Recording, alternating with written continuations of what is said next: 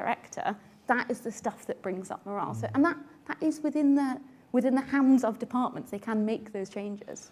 Thank you. And Andy, I'm interested in your reactions to that from your perspective. There's also a question for you online. What is Andy's experience of the difference in support from employees in local government versus the civil service? So you can play that in as well.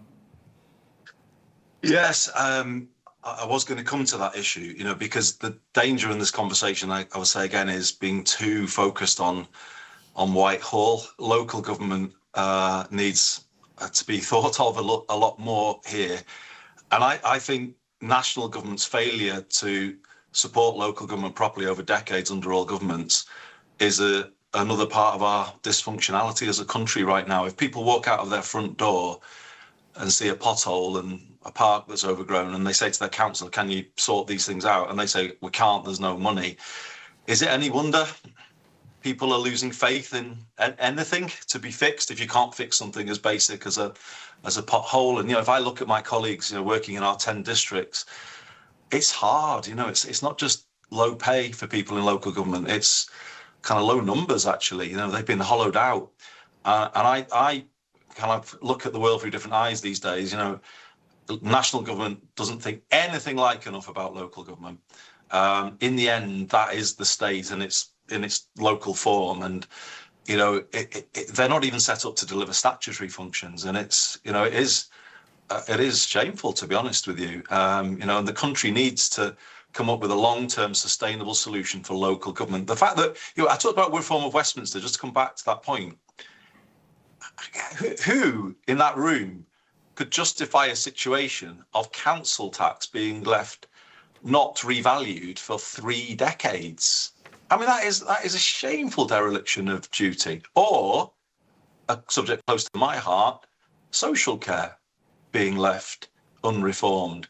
I mean, this is, you know, if we're talking about, you know, making things more functional, getting missions and making them work, you've got to go to difficult missions as well, haven't you? The mission to fix social care, the mission to end the housing crisis, the mission to, you know, end the cost of living crisis. I think maybe as the government evolves, it might reframe the missions in a sort of more simple kind of formulation of that kind. Because then I think people would really know what, and that comes to the big question you were asking me, Alex. You know, I think people buy in when the mission is really clear and it's right in front of them and they understand it. That's an important part of it. And I've tried to do this in Greater Manchester about the work we've done on homelessness or to reform and integrate public transport. I think there's that. Clarity is important, but also, do people broadly buy in? You know, is this the right thing to be doing?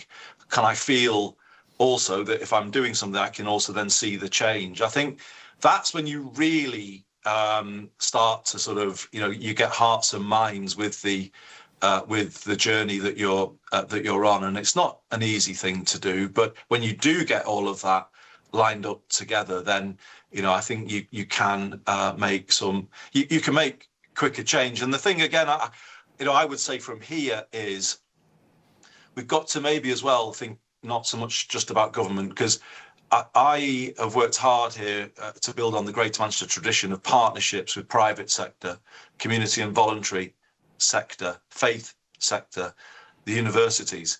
To me, we've got to think more whole society rather than just government fixing everything.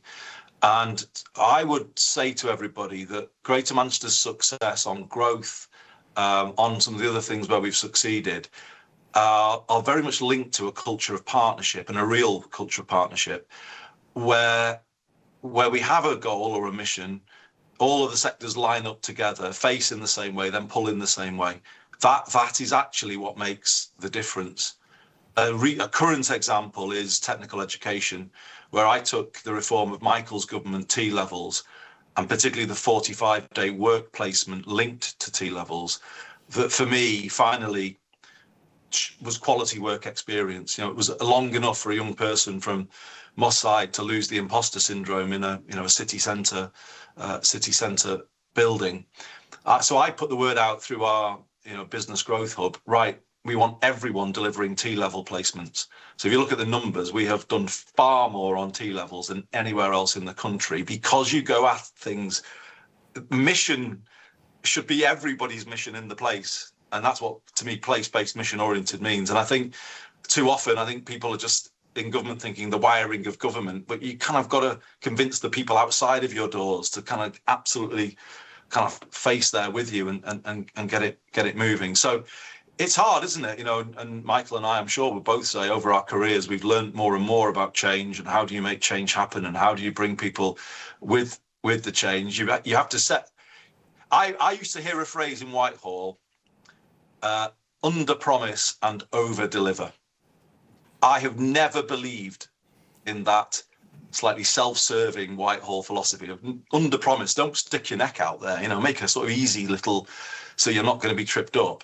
Well, the question I'd ask is whoever gets excited or inspired by an under promise, you know, we'll cut homelessness in half by 2030, doesn't get the kind of blood going, does it? And all right, we've got so you set a high ambition is what you do. And you then show you're prepared to walk in everyone's shoes and understand everyone's role in getting to that mission. That's what you've got to do. And Ed Miliband is brilliant at that.